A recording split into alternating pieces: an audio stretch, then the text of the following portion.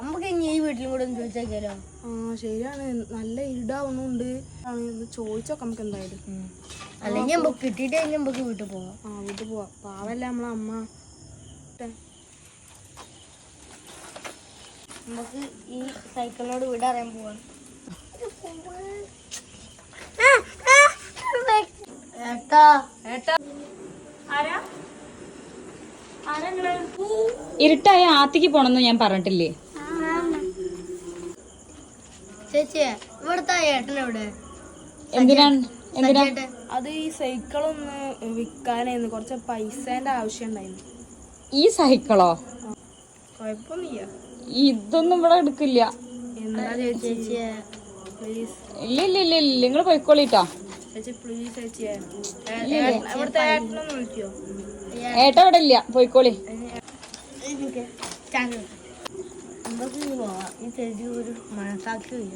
ശരിയാണ്, നമുക്ക് പോവാം. ഈ ചേച്ചി ഒരു തുള്ളി സ്നേഹം പോലും കാണിക്കുക. അമ്മ വരുന്നില്ല.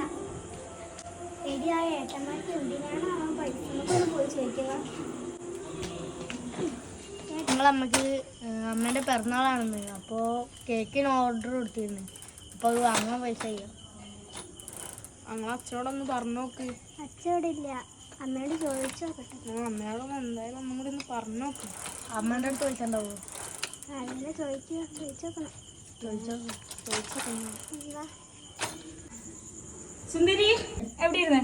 അത് ഏട്ടന്മാർക്ക് നല്ല അത്യാവശ്യം ഉണ്ട് അമ്മ പൈസക്ക്. അവരമ്മേൻ്റെ ബർത്ത്ഡേ ആണ്, അതിന് വേണ്ടി അവര് കേക്കിന് ഓർഡർ കൊടുത്തിരുന്നു. പൈസ വേണം. ആരെ പറഞ്ഞു നിങ്ങൾ എടുത്തതൊക്കെ?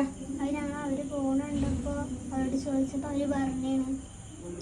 ആരെ വിളിച്ചെന്നാല്? അവര് വിളിക്കുന്നു. അമ്മ വിളിക്കുന്നുണ്ട്. അമ്മ അങ്ങോട്ട് വരണോ? ആ വേറെ പൈസ കേൾക്കാം.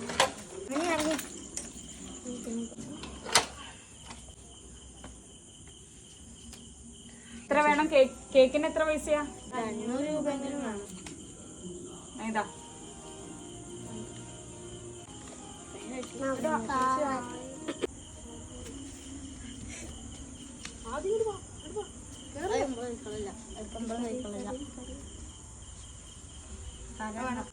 ഇവിടെ വരൂ.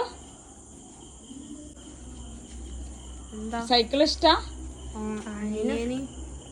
വാങ്ങിയതാണ്. നിങ്ങൾ സൈക്കിൾ കൊണ്ടുപോയിക്കോളൂ.